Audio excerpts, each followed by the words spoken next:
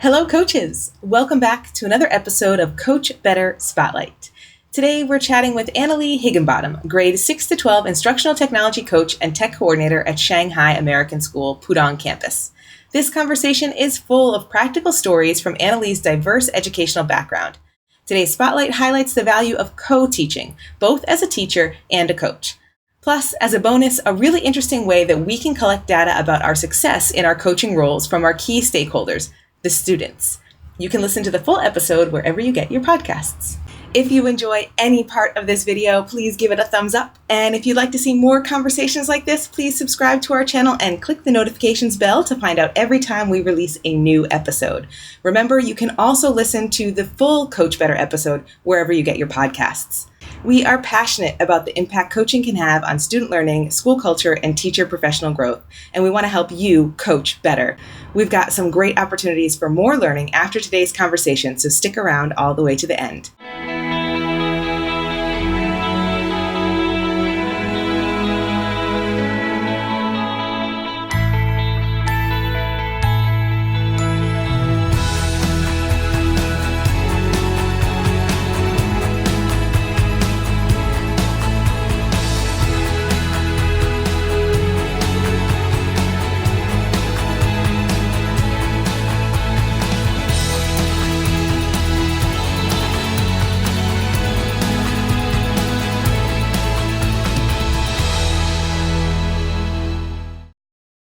All right, welcome back to another episode of Coach Better.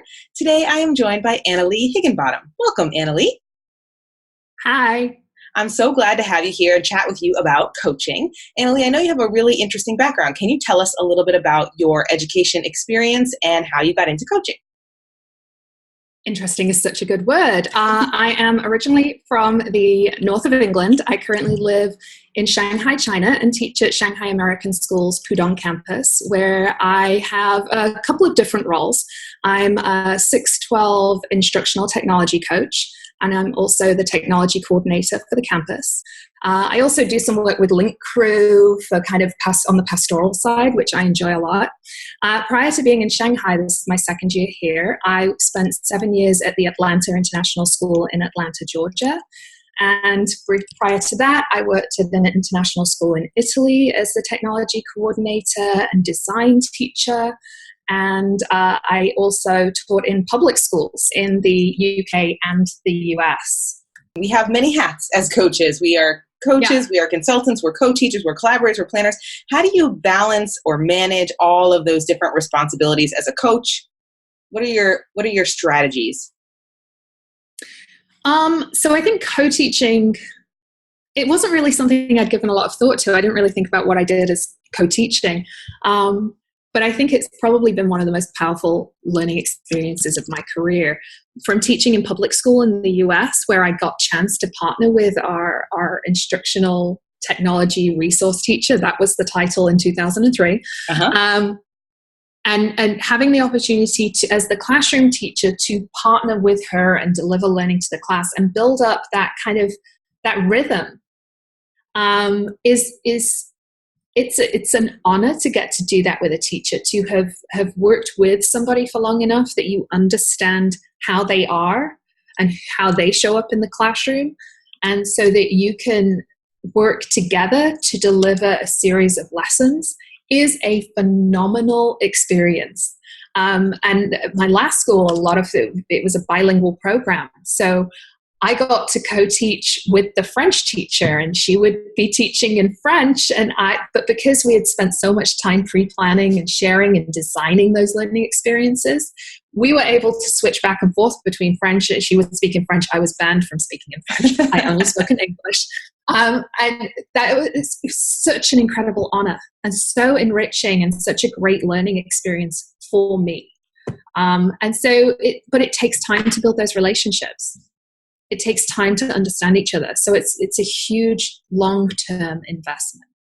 I think as tech coaches, the default, and we were talking about the problem that has to be solved. The problem that has to be solved generally, I think, when we come in as tech coaches it requires consultancy. It requires us to sit down with people, try and understand where they're at, and then recommend a solution. I think the coaching piece, I think that for me in my role, that is going to start to become most evident as I get to do more kind of unit planning and unit designing with teachers. And this is part of the whole piece about establishing who you are and what your job is. I sat down with a teacher a couple of months ago and we were bouncing ideas back and forth for a unit and how different things that she could try. And she said, gosh, I really enjoyed this. This isn't your job though, right? And I kind of went, no, this is exactly my job. This is exactly what I'm meant to be doing. Because I get to share ideas with you. You get to share ideas with me. We get to give feedback to each other. I get to understand the direction you're going in and help you to get there. Ultimately, my job is to help you realize your vision for your classroom and what is best for your students' learning. And to have that and to be able to do that is again, it's as big an honor as the co-teaching. The consultancy is important, and I think it's one of those underpinning things of what we do, because sometimes people just need to know. But I think being really clear about what role you're occupying at that time helps to develop that shared language around coaching that we were talking about earlier. And saying to people, do you want to discuss solutions or you just want me to offer a solution right now because I can go either way? And empowering them to make that decision, because sometimes we don't know what we don't know. And by asking and asking the right question or the naive question, it allows people to tease out the fact that they already have the solution inside themselves. And at the same time, teachers are overstretched and they never have enough time. And so sometimes you just got to be ready and say, try this. I really appreciate your point about being clear about the role that you're occupying and giving teachers the option to identify what type of support they need in that moment. Clint and I had a great conversation last week or 2 weeks ago with James Dial, who used to be at UWC Southeast Asia and is now at GEMS World Academy in Switzerland.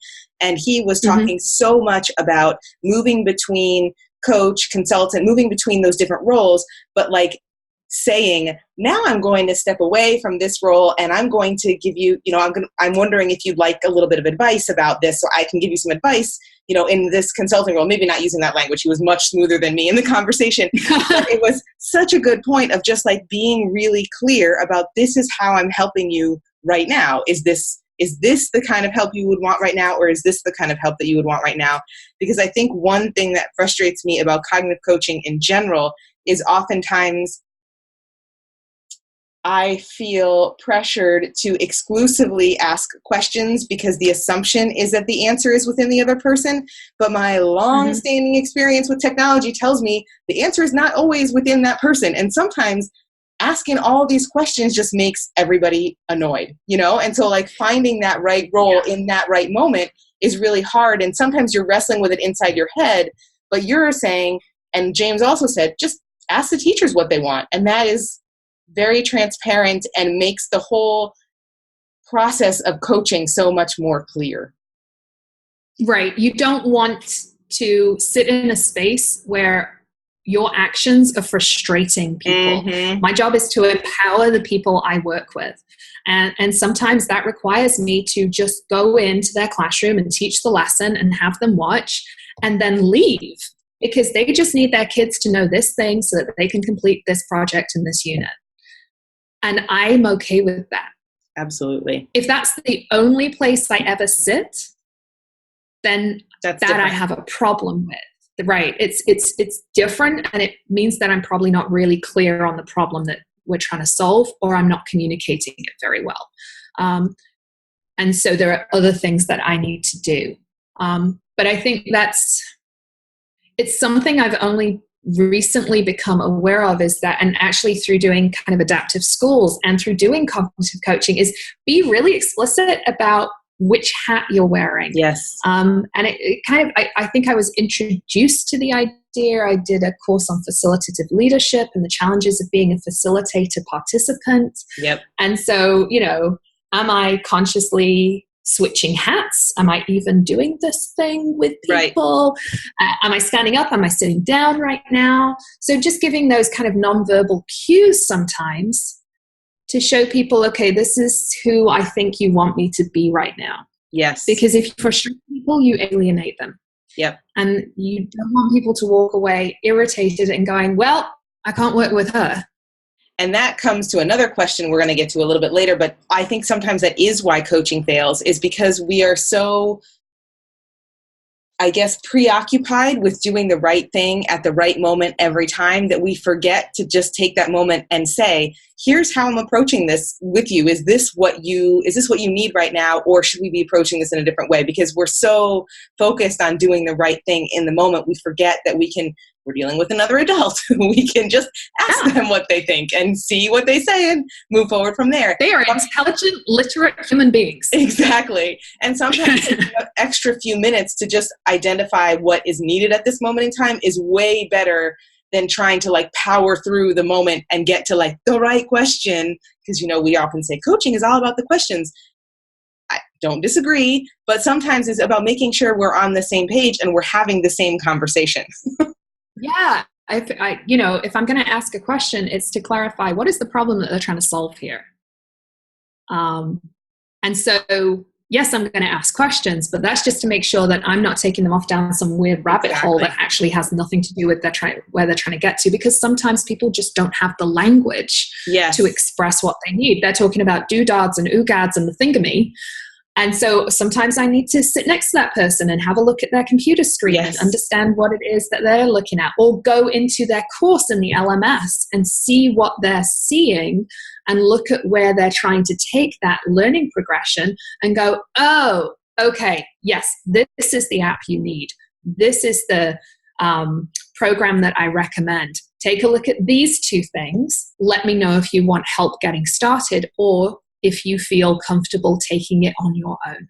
Yep. Because I think that's sometimes the other part of kind of the consultancy hat is, do you need me to come and show you?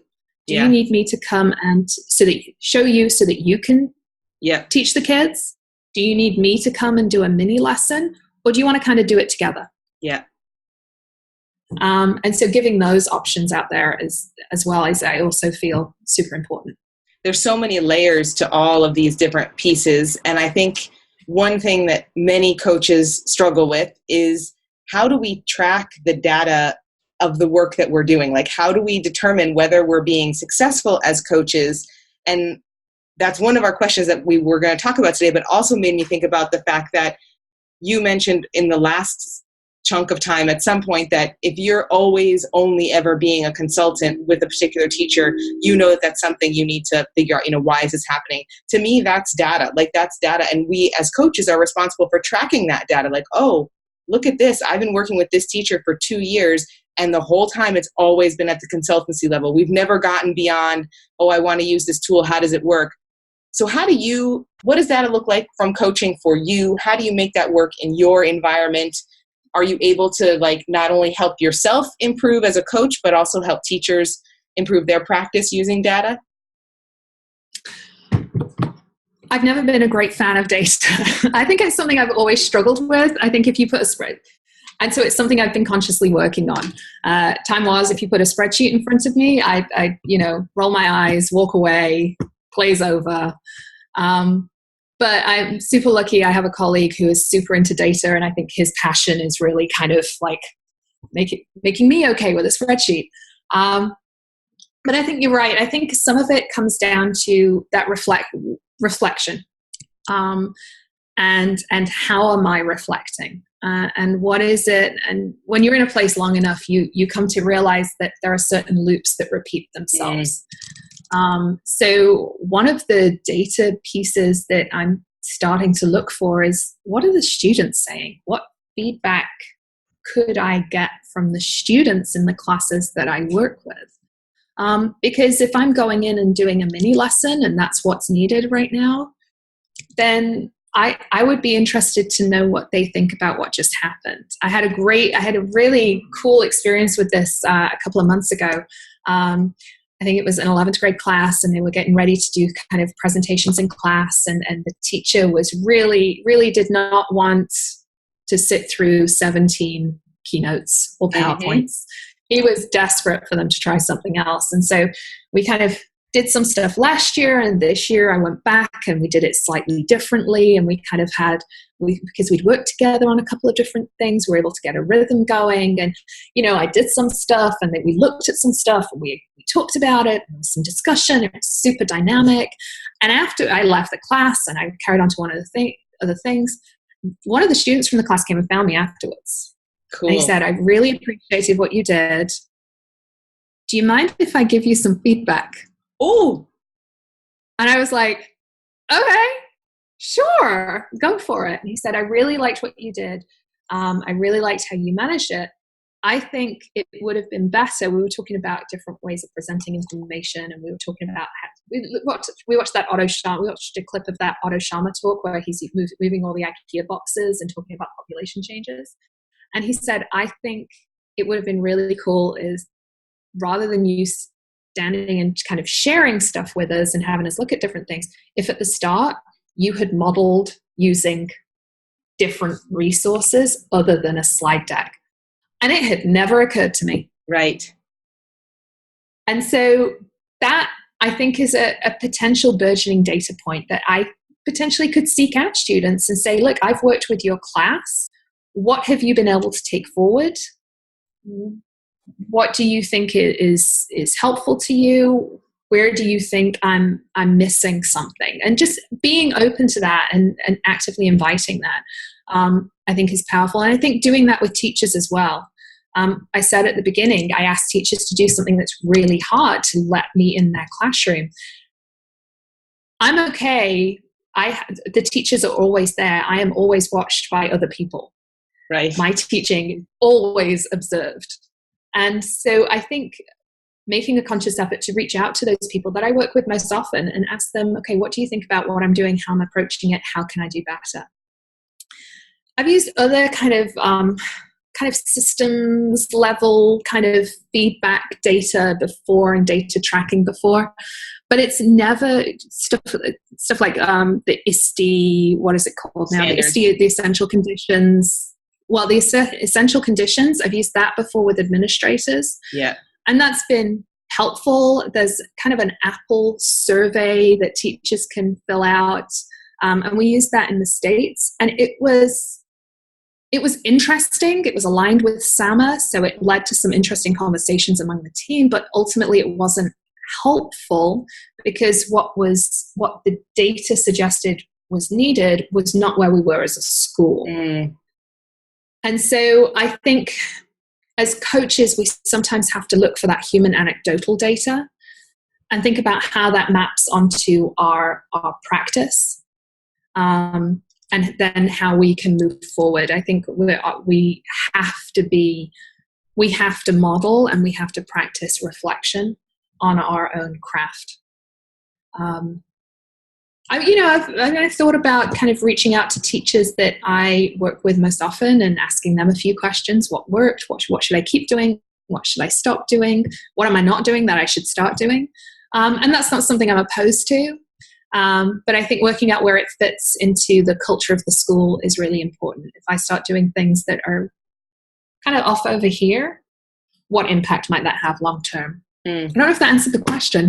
No, that's great. I really love the idea of student feedback as a potential data point, because I think when you started talking about the student coming and talking to you, I was wondering if you were going to go down a different track, and then you didn't. That was really cool.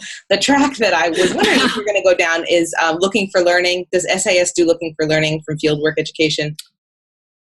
So we've done it, and this is something our instructional coaches kind of organize, is kind of those learning walks. Yeah. And so I've had some exposure to it. I think we are, as a school, we're in the process of developing this idea of a learning walk, and what is it? What does it mean? How is the data used? Who are the people that might be coming into your room? So I think that's something that's still a work in progress, but I have used looking for learning in the past. And I've also been able to kind of tap into principals and assistant principals, the people who are doing this every day and making those classroom visits, and say to them, okay, what trends are you seeing? And being able to partner with those people to go into classes, because they are I'm an instructional leader, sure, but they are the ones who lead the instruction. They set the vision. They say, this is what we want. This is what we expect. And so being able to partner with them on a learning walk is a great education for both of us. Yep. Because I see and recognize things that they don't, and they're able to contextualize everything within that vision and within their priorities. And so being able to kind of have that shared language and shared experience can be really powerful in supporting people and moving forward. I was even thinking of looking for learning. If you're modeling a lesson like you were in that example, it would be interesting for maybe not the teacher of that class, but another teacher to do looking for learning while you're teaching as a potential data point. Because you're talking about directly asking students for feedback, which I think is amazing and absolutely love it. But then there's also, like, as a coach, I don't think I ever did that. I always did looking for learning for the teacher that I was coaching. Yeah. I never had them do looking for learning while I was modeling the lesson or co-teaching the lesson. And just having this conversation with you, I'm like, oh, what a great way for me to get some data on because kids see all sorts of things that adults don't see, right? So even the way, especially when you're co-teaching, when you might, take a teacher aside and say, hey, do you want to do this or do you want to do that? Kids notice all those kinds of things. So it would be really interesting to hear their perspectives on either a co-teaching lesson or a lesson where you're modeling by doing that looking for learning process, which that just came to me while you were sharing your story. That is genius. Oh, good. I'm glad. Excellent. I'm making a note. I'm taking notes now. Nice. No, that's a really great idea. It'd be good, right? I need to get a coach to help me flesh it out. See, this is another thing.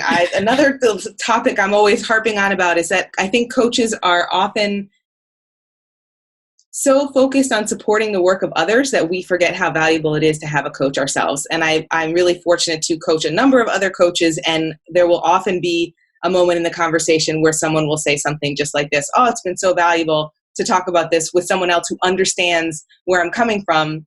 Anyway. Yes. Yay. And has different knowledge and different perspectives that they can bring to the table. So that's a really cool idea. But I agree. I think everybody needs a coach. Yes. Everyone deserves a coach. People in coaching and leadership positions. Yes, they do. Yes. Did you enjoy today's episode? Then you will love the Coach Microcredential program. We know because our current participants are always sharing their feedback with us, and we ask them to share their experiences with you. Each week, we'll be sharing a new voice from inside the cohort of the coach, so you can get a participant's perspective on what will make the program just right for you. I'm currently at the midway point with the Coach Microcredential, and I absolutely love it. I think Kim and the creators are mind readers.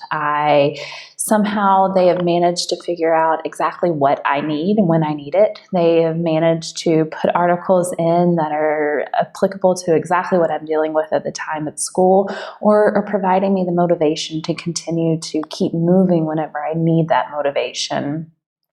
The guidance, not only through Kim, but working with the other members of the Microcredential and just kind of hearing their thoughts, it really lets me know that I'm not alone in what I'm doing, and the feelings that I have are not ridiculous or silly, or I shouldn't be feeling them because other people in my position are feeling those same things. So I highly recommend it. This is just one of the voices from our current The Coach cohort. Here's what a few others have to say. I'd really advise anyone interested in taking the coach to take the plunge and go for it. So I'd highly recommend it. I would definitely suggest you try and join to really help you develop your professional coaching skills. So do it. So I say go for it. Definitely take the coach. I couldn't recommend it more. But overall, this course is fantastic because it's made me feel awesome. It's made me feel excited for my future.